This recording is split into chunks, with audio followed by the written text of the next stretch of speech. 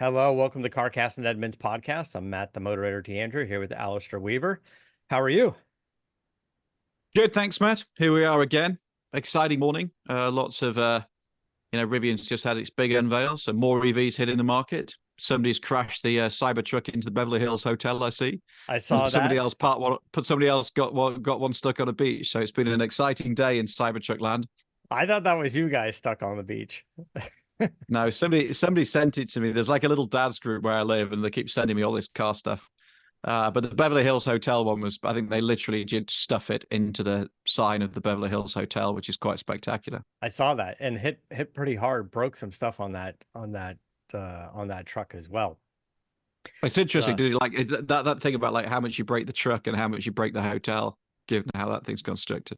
Yeah, I guess whoever posted the video initially blamed it on a valet driver, but it turns out that that's not the case. It wasn't a valet driver. They didn't say who, but we're assuming now it's really the owner of the vehicle or a friend of the owner. But I think what happened is probably the friend of the owner said it was a valet, or is the one who took the video and tried to say it was, you know, friend of the owner, The only thing I'd say in defense yeah. is, and I don't know the ins and outs of the incident, is if you've never driven one, the variable ratio steering is so aggressive in that vehicle that if you literally take off, and you apply a little bit of lock, the reaction is so exaggerated to what you're mentally used to. But I still don't figure out how you'd hit the Beverly Hills Hotel sign, because that's quite a, if I remember right, that's quite a big junction. That's quite an achievement. Yeah. Well, never underestimate the drivers we have, especially out here. We've seen some pretty amazing things out here for sure on the roads, and a lot of showing off of things. I was standing out front of, I think it was the Gaslight. It was like a little bar in Santa Monica, and some guy just jumped into his Ferrari like 430 and tried to take off, and for whatever reason just couldn't handle it and just immediately jumped the median and hit like a plant or a tree or whatever was in the median of the road. Everyone was standing out there, you just hear it live. You just hear things cracking and crushing, and you're just like, oh man, I just can't. It's tough. It's tough to see that happen in real life, but also it's like a little bit of like, maybe you shouldn't be doing that anyway. Yeah. There's so much EV talk, and it's kind of getting a little tiring of all the EV stuff out there. And it's just because that's what is being released by the car companies right now. But I haven't had a chance to get into my schedule to test drive a few vehicles. But when the schedule started opening up, like right around now, I saw it as an opportunity to grab some vehicles that I haven't necessarily had some time in, even though they might have been out for a little while. In particular, I just grabbed the Mazda CX-50. And I haven't spent much time with the Mazda vehicles, but I know this is a highly rated vehicle. I know you guys seem to really like it. And it's in a very competitive class with like CRV and RAV4. So I wanted to get into that. And look, it not an EV, right? Because it's not necessarily what everybody wants. I grabbed the CX-50.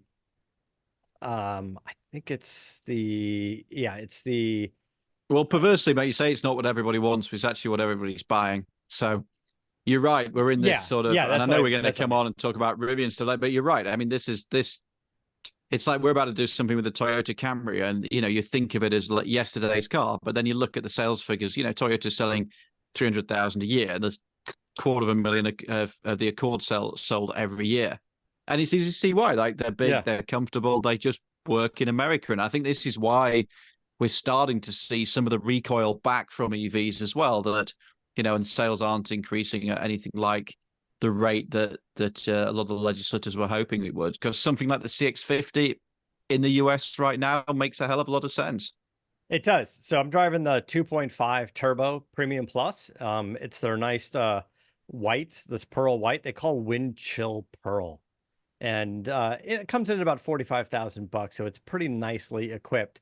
But yeah, you could see that, you know, the fit and finish, the trim, the, you know, the soft touch materials, the leather and stuff that's in it is done fairly well for that car without being the high-end luxury brand, or without being, you know, $60,000-$70,000. I think they really kind of nailed it with this car. You can see where they start to save you a little bit of money. Like, you have sort of this leather trim on top of the doors in the front, but in the back it's just plastic. They don't bring that into the back as well. Yeah, the kids will be okay. Yeah, so as far as you're right, like throwing food around and crayons and whatever is going on back there, it's a little bit easier to clean it up and wipe it down. But so far with this particular one with the turbo engine, I think is a fantastic car, and it's comfortable.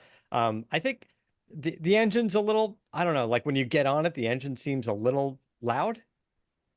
But overall, and listen, I had right when I got it, I had to run an errand and deliver, you know, 20 cases of Bravago product to a store, and just loaded up the whole back of it. I see what you did there, Matt. You just slip a little, you slid a little promo in. Well, because that's all I do now is podcasts and a beverage company. But haven't you just done dog biscuits?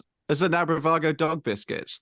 We've had those for a while. They were kind of a promo piece, and we wanted to put them up on the website and make them available. But yeah, we've had them, and they're good. I sent them out to Goldberg, and because he's got a whole ranch out there, and the animals eat those things. He's got a bunch of the dogs at him. But I don't know. I'm nearly drunk all mine. I'm gonna have to pop into the warehouse. Yeah, well, we're in between where you go to work, so on your way home, I'm surprised you're not swinging by like on your Friday way home, you know, Friday night, getting ready for the weekends. I'll have to think about it. What are your thoughts on the CX-50? First, explain, and then we'll get into the other stuff. But explain the difference between the CX-5 and the CX-50. Why did Mazda not replace the CX-5 ultimately, and then just go to the 50? They just wanted kind of a more rugged version.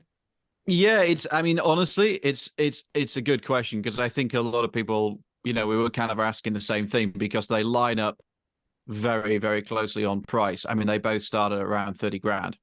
The CX-50 it's a kind of a little bit more butch, if you like. It sits a little bit squatter. The styling's a little bit more aggressive. It's one of these, it's a bit like what Honda's been trying to do as well, trying to make it look like a sort of go anywhere utility tool, less like a kind of, you know, urban. The CX-5 is kind of a good to drive, nice interior, sort of urban orientated family SUV. What always held it back was the fact that it just wasn't as big inside as something like a CR-V. And so what we've always said is CX-5 is great if you want something that feels really nice inside, kind of almost like a tweener between what we regard as like mainstream and, you know, what the luxury brands are doing, but it's not as spacious. And then the CX-50 comes along, which is designed to, you know, be a little bit more, you know, a little bit more kind of, it's not off-road focused, but it's designed to look a bit butch. Even the way that they market it, it's always like sitting on some grassy moor somewhere. And but it's standard all-wheel drive, right? The CX-50. Yeah, I think that was kind of one of the differences. Yeah, and but you're right, from a kind of like product planning strategy perspective, it's a bit odd. Yeah, and you kind of almost imagine CX-50 comes along and CX-5, you know, quietly exits stage left. I mean, the reality is they're both good vehicles. CX-50 is probably a better all-rounder. Yeah. It's a nice thing. And Mazda generally is, you know, they seem to have found their little niche where they're saying, well, we're kind of a mainstream price, but we're going to give you a little bit better interior quality. We're going to think about the design, and generally they've been doing a good job, and all the way across the range. Their EVs aren't great, but you know, even going up to the 3 rows and stuff, they've got some good products out there. You know, they're starting to take the higher end trim levels of these vehicles, like when you get the $45,000 version of this vehicle, and they really start to push into that sort of mid-class luxury class vehicle. Maybe it's not quite your S-Class BMW, but it certainly feels like something that Acura or Infiniti could be putting out, or Lincoln could be putting out.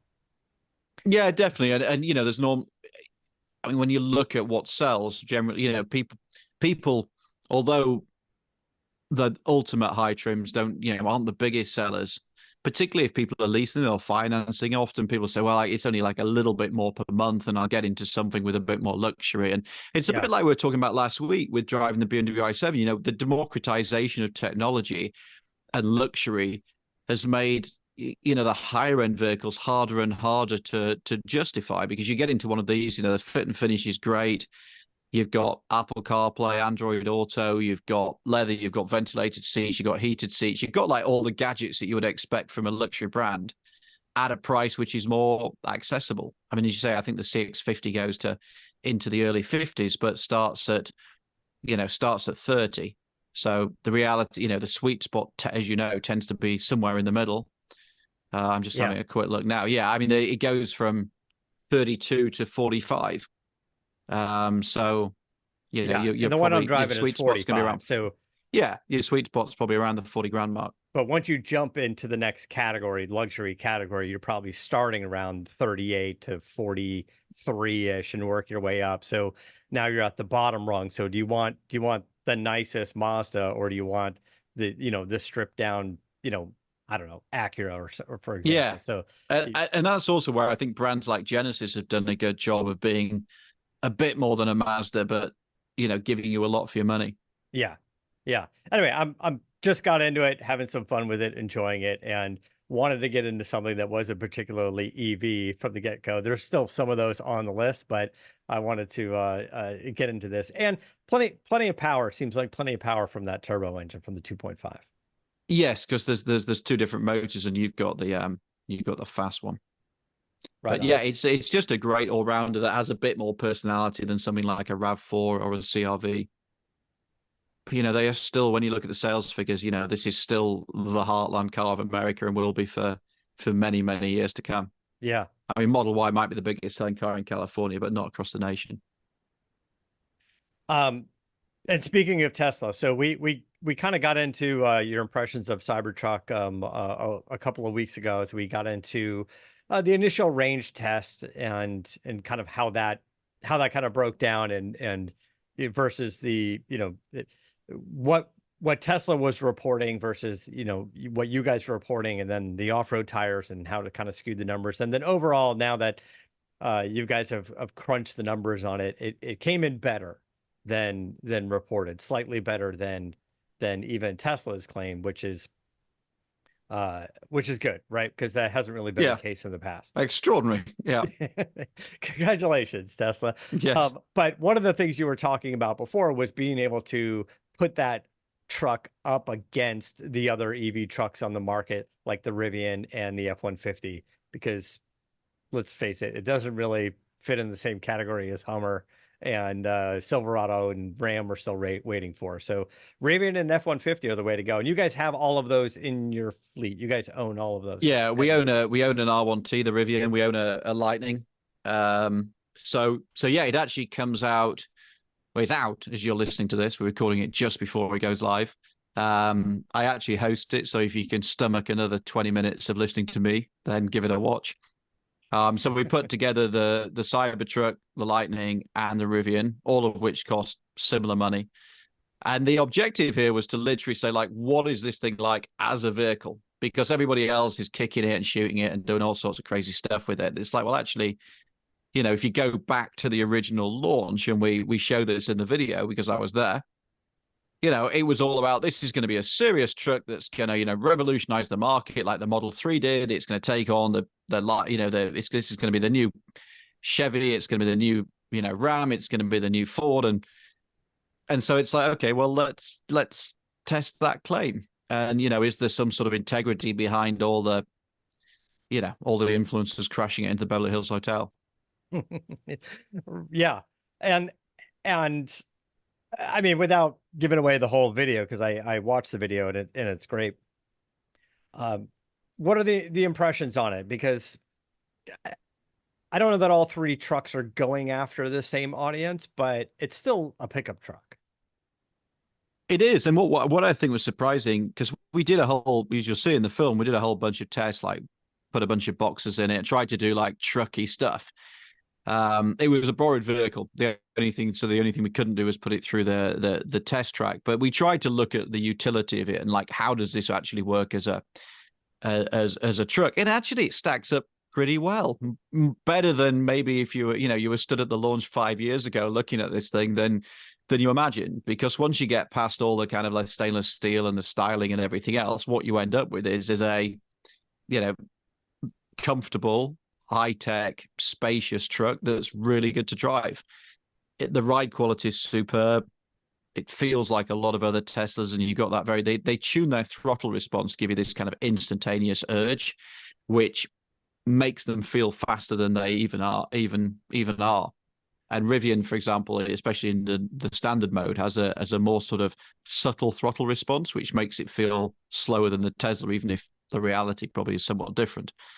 So, you kind of start to realize this is, Tesla knows what it's doing now. They engineer the cars well. They've got good chassis guys. So it's a very stiff structure. The ride quality is really good, handles well.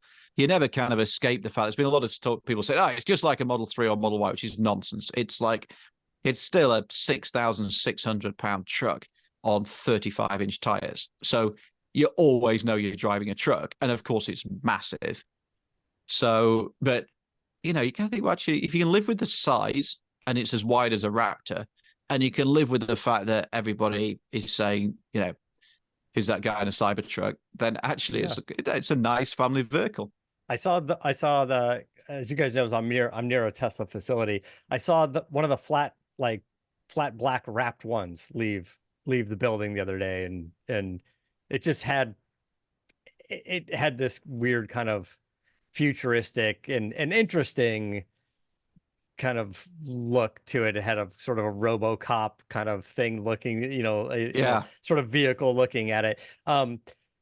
You guys got to spend some time with it, but leading up to the production of Tesla, there's been so much talk about build quality issues, fit and finish issues, giant everything from panels not lining up to the giant windshield wiper not being able to make sense, or is it even going to cover the proper amount of area? Like just a bunch of things that maybe the initial sketch on a napkin didn't really didn't really define as they were putting that together. But after spending, I know you guys are still waiting for yours that you guys bought, but what's the initial impressions off of doing the videos and driving it for a little bit on the overall quality? Yeah, I mean, Edmunds, as we've talked about, has owned pretty much every Tesla since the Model S, and we actually picked up our Model 3 Highland this very morning. I haven't even seen it yet, but we bought a new Model 3 Highland. And actually, the fit and finish inside, particularly of the Cybertruck, is actually really good. It feels solid. Nothing's creaking, rattling. Nothing's falling apart. We still have reservations about what the stainless steel is going to look like in 5 years' time. Not everything lines up like absolutely perfectly, but the overall impression again was maybe better than you might think. And it's kind of weird that we borrowed this vehicle and the owner said, please don't clean it. Yeah. It's like a bit. There's a few things like that, and maybe the future is it'll be one of these cars that everybody ends up wrapping. It's a bit like your iPhone, isn't it? You got to end up. Everybody has to have a case for it in the end. Yeah. So I mean, maybe it should just start to come standard with a wrap or something on it. Maybe they should all just, at least some sort of clear wrap or something, or some satin clear, or however they want to do it. But you're right. And you keep reading more and more things about, it's starting to get some few rust spots and things like that. And Tesla's response is, yes, that's normal. I don't know if that's a reasonable response. Right? They were arguing. I think the argument with the rust, right, was that it wasn't the car itself; it was the particles that were on the car that were rusting, which thus gave the impression of the vehicle rusting, if I remember correctly. I mean, look, it's a really interesting. Tesla's always done this thing where it's like give it to the early adopters. Let's see what happens for 6 months, and then we'll kind of reverse engineer our way out of it. I mean, part of me still thinks, again, going back to that first event, when Musk is stood there saying, we're going to build a truck, it's going to be 40 grand, 500-mile range, this is going to revolutionize the truck market. In my brain, you're thinking, okay, this is basically a Model Y in truck form. And let's face it, like today's Teslas are sensible cars. The Model 3, the Model Y, may have looked a bit exotic when they were first unveiled. Now, a kind of pretty mainstream small sedan and mainstream, small SUV. So to come out with the Cybertruck is extraordinary, from a business decision. And it's interesting that there's almost no Tesla badge. It's like you can see Tesla's elements, obviously you get it from Tesla and anything else, but nothing says Tesla. And it almost makes you think there would be scope for a more sensible Tesla truck to sit alongside the Cybertruck if they wanted to. And maybe that's part of the rationale, that they give themselves that little bit of separation. And I'm curious to see what people do with it and how it gets modified in the aftermarket, because let's face it, it's going to be modified. It's definitely going to be like, you're going to see the Cybertruck at the SEMA show, and you're going to see everything from lift kits and tank treads and all kinds of things being adapted for it. And I'm sure, even though the vehicle is selling in limited quantities, I think aftermarket companies are still going to embrace it and come up with some parts to, supplement its off-road capability or camping capability or overlanding stuff and just things like that. I'd like to see sort of a performance version. Can you? Well, the tri-motor, the one we had is the one we had is the dual motor. They're going to do they obviously is the tri-motor as well, which is the one that we've got on order. I mean, it's kind of ridiculous. Like, honestly, the dual motor is plenty fast enough, but they're going to do the tri-motor. It's got air suspension. So yeah, if you can crack the code and start to play with that, there'll be stuff that you can, use the air suspension and see how, can you really slam it to the ground and keep it in a real low mode while you hit the track or even the drag strip with it, and just kind of see how it performs if you turn it into a proper sport truck. Oh, and where does this thing land in a couple of years' time? Like right now, if you drive a Cybertruck, it's kind of, I think you remarked, because we showed you the early version of the video, and I noticed it myself when I was watching the edit back. There's people taking pictures in the background. So I'm driving along, sort of doing a piece to camera, talking about it, and then there's some guy with an iPhone like running around after me, which is kind of fun. I didn't notice at the time. It was only I was watching the footage back. Yeah, and that's going to die away a bit, isn't it? Yeah, I saw them drive by, and it's going to take a little while for that to die down. I mean, it'll die down a little bit like around town here in LA for us, but in other parts of the country, it probably won't. It'll still be interesting. But look, every time you see, a crazy, supercar down the road, and we get to see quite a few of them out here, we still all kind of look. And, when I don't know, it was a couple of years ago, I was just driving the Lamborghini Aventador, and I was just sitting in traffic, and it was like a school bus of kids, and every window went down and every kid was taking pictures. And my thought was, why do all these kids have phones? Like, it's like, there's a lot of iPhones on that bus, but all the kids were like taking pictures and screaming and asking to rev it. And so, yes, I did all of that stuff. That would have been me. That would have been me sort of, a long time ago. I don't know. It's also like an image thing, isn't it? It's the same. To your point, it's the same as the Aventador or V8 Ferrari or something like that. You've got to be comfortable in your own skin with that image. Comfortable. It's like, do you want to be a celebrity, or do you want to make such a statement about yourself? And it's hard to know in a couple of years' time where this will sit, because at the moment it's just bought by Kim Kardashian's got one, and there's a whole bunch of LA celebs got one. If you're rocking around North Carolina in 2 years' time, when the fuss has died down, how many are then selling? Particularly at the price point, because it's not an accessible price point. Every electric truck is expensive, and the Rivian and the Ford are similar money, but it's still like, the one we had is 100 grand. The entry level one is 80, will be 80 plus now. It might come down a little bit if they get into, some lesser versions, but it's still a ton of money. It's not 40 grand. It's not going to. It's interesting vehicles like this, products like this, that allow Tesla to never spend a dime on advertising. They come out with something like this, and this is where they put their money instead of into a Super Bowl commercial. And and you're right. And then everybody talks about it, and every celebrity picks one up, and every journalist wants to review it, and it works. The recipe works for them, For them. And it's interesting. It's very specific for them. And when you look at some of the challenges, I mean, Rivian's in the test. R1T is a great truck. They're struggling to shift the truck. The R1S, which is the SUV version of the same thing, they are having more success with, which is bad news for them because there's less margin in the SUV than there is in the truck. But Rivian's in a funny place because they've just, their share price was tanking. They just cut 10% of their workforce. They lost, was it $1.5 billion in the last quarter or something? So they've lost they've been losing a lot of money, cutting their workforce, but actually people like the product. And this morning they've unveiled the R2 and the R3, which caught everybody by surprise. So, and the R1 is in our group test, and you look at it and go, well, actually, this is a nice thing. We've owned it for a year or more. There's a few little teething troubles we've had with it, but it's generally been pretty good. It's a nice kind of lifestyle truck, but a load of money. There you go, the R2. And then they surprised us all. It's quite, I mean, there you go. Actually, just looking at the website, if you're on YouTube, $599 a month for a lease for an R1T for what is like a $70,000-$80,000 vehicle. It's hard to believe that there's much profit in a R1T lease. Yeah, I mean, for Rivian at $599 a month. I mean, we've seen from the data they're losing like $30,000 a vehicle, but that's a very aggressive lease price when you think about what the unit cost of those vehicles is. It is, but also all of these cars that get announced and they're like, this is coming out in a year, 2 years, 3 years from now. I never really believe the pricing.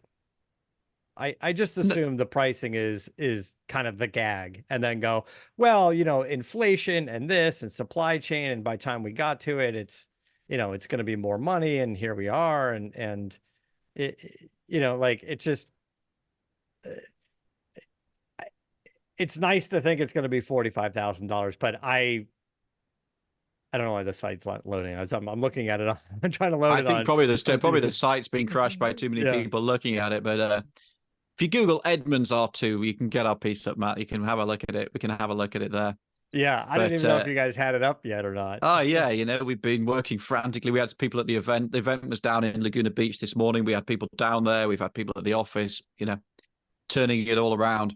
It's, it's another one of those where they basically come out and say, here is an interesting vehicle. It's going to be priced. You've got to remember that this is a Model Y rival, and the Model Y is now $45,000. So you can't say it's going to be a ton more money. But then it's like, oh, and it's coming in 2026.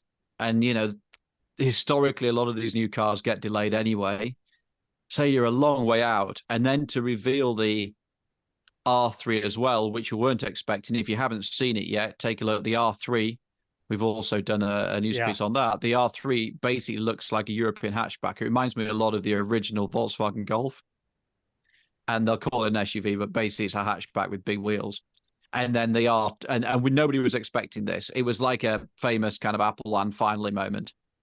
So they did the R2, which everybody knew was coming, which is a Model Y rival sitting underneath the R1. And then they said, well, basically we've got this platform. So we're also going to do this hatchback thing, which is the R3.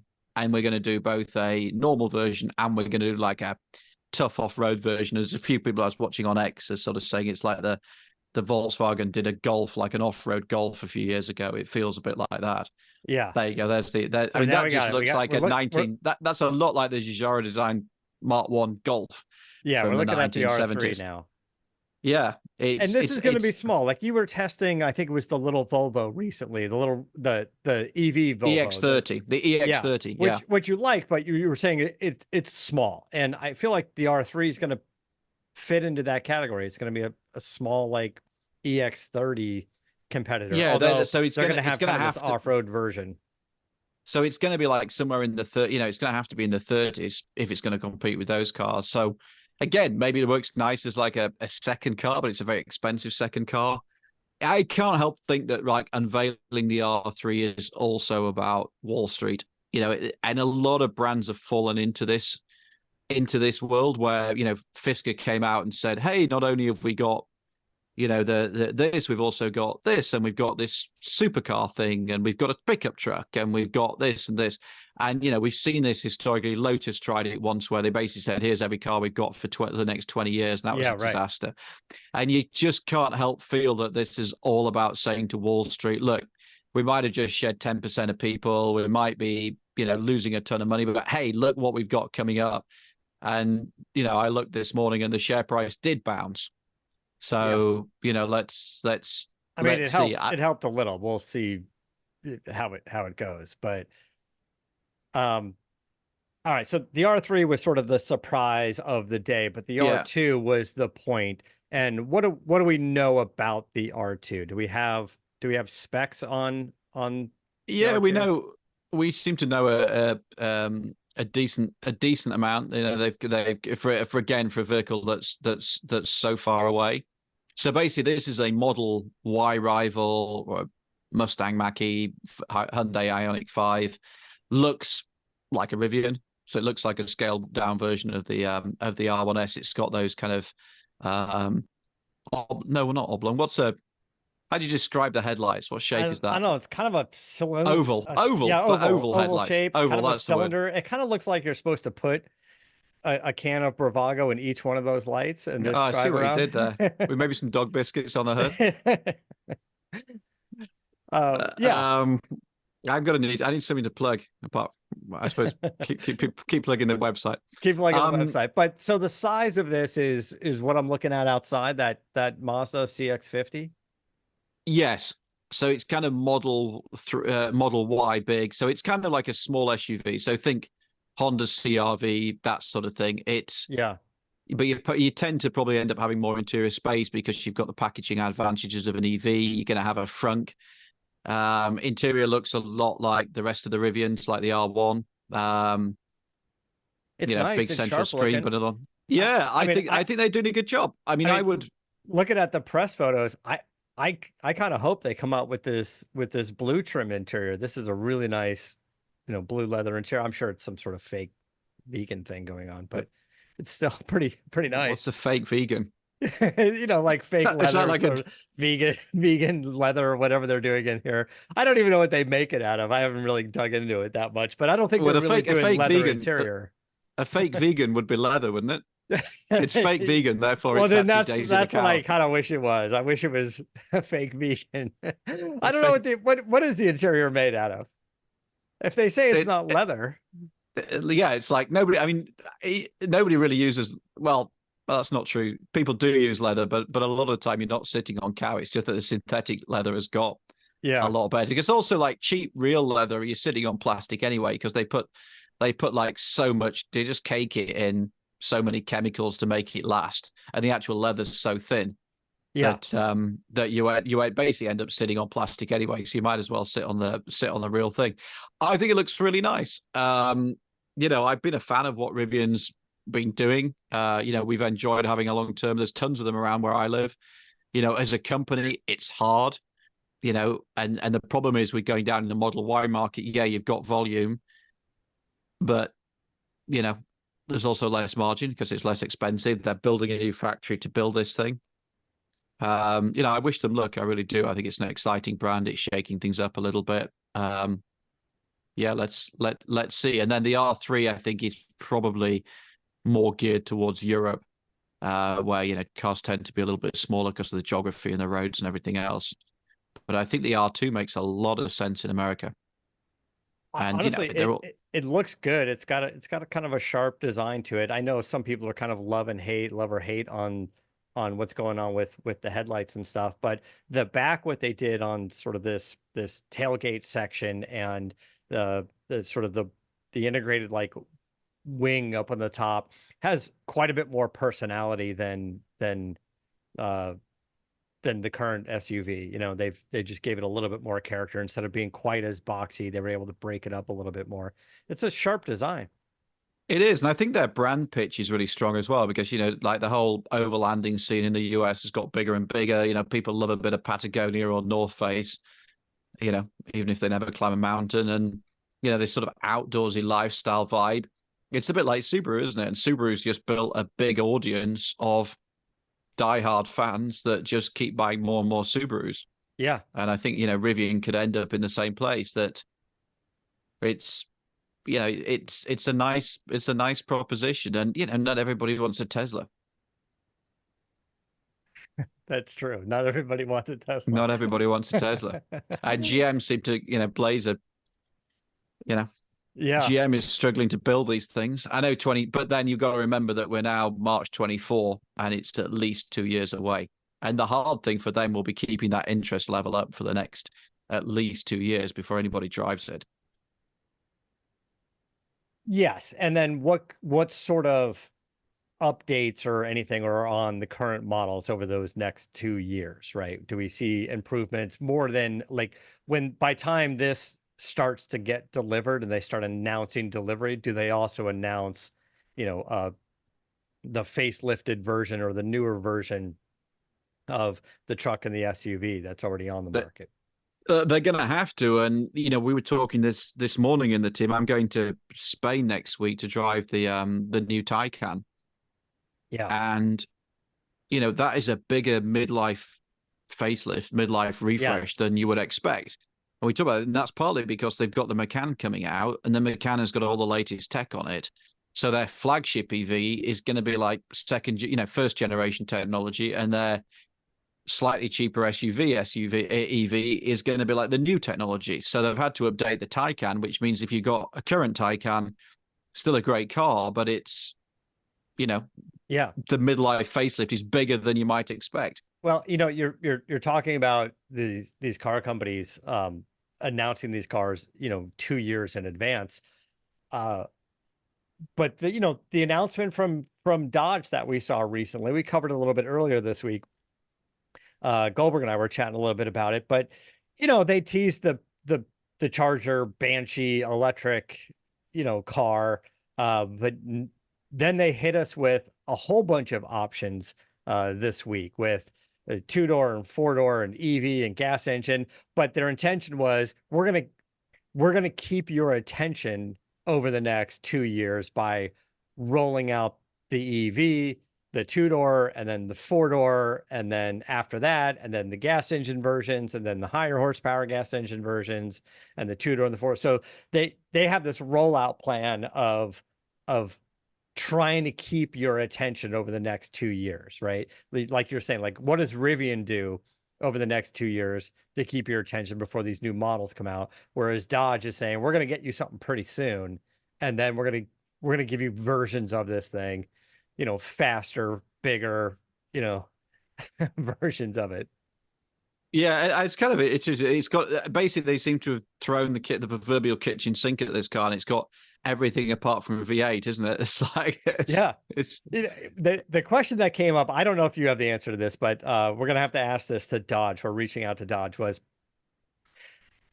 the whole sort of story was like, we're going to come out with this electric Dodge Charger, but we're not going to homologate a version like we did with Ford did with the F-150 and just put electric motors in it. This is a clean sheet of paper. This is a ground up design. It's an EV platform. And then this week they hit us with a gas engine option. So I'm wondering, is the gas engine option, like what happened to that EV platform and how do they get a gas engine in it?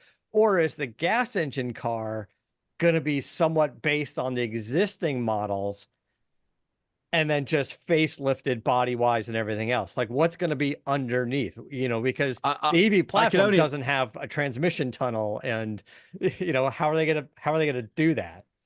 I can only imagine that they're doing it in the same way that I don't know the answer. Maybe I should, but in the same way that BMW does it. And I'm running around in the i5 that we talked about last week, and it's a great car. And so what they've just done is like, let's just build a platform that we can stuff batteries into, or we can stuff an engine into.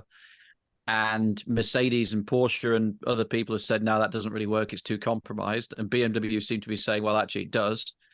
And i5's our Edmunds top rated car. It's a really nice thing. So, they feel like they're having the last laugh. And also, particularly in this market, particularly in Dodge's market, Dodge's traditional customer is not naturally predisposed to EVs. Let's be honest about it. So It makes total sense to hedge.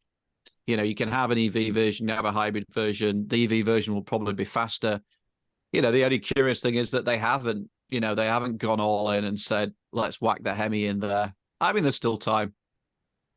Right. Yeah. Listen, look how many years they got out of the previous platform. So we've got at least, you say what? We've got like 5 more Fast and Furious movies for them to flex their muscles on. It's like, why are you saying there's a new platform? Well, the old one was kind of built in the 70s or whatever it was. And there's a lot going to happen in the next couple of years politically and everything else. So having a hedge proposition, particularly if you're Dodge, because let's face it, you're not the most you're not the most left-leaning of brands historically. Right.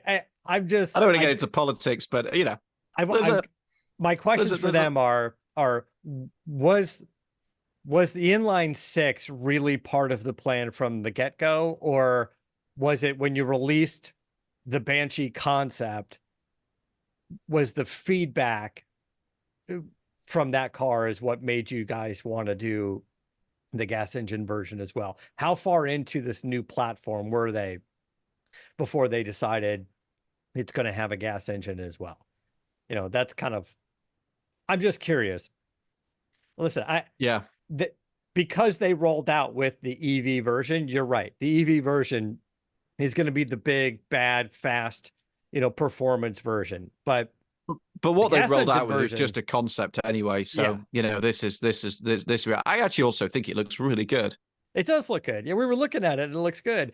And they were saying the 2-door and the 4-door are the same size car and with almost the same amount of interior room. And it's really just like a door configuration that's going to be happening, whatever, in the B pillars. Yeah, BMWs used to be like that in the BMW 3 Series when they did the 3-door or the 2-door. That used to be a bit like that. Which is why I'm sure we're going to go, hey, the 2-door version has a lot of room in the back seat for a 2-door coupe, and the 4-door version has like kind of mediocre room in the back because you're thinking 4-door and you want more room. But the car is bigger overall. It's longer. It's wider overall. So it's not, when you see the 2-door version, it's not going to feel like a sports car per se.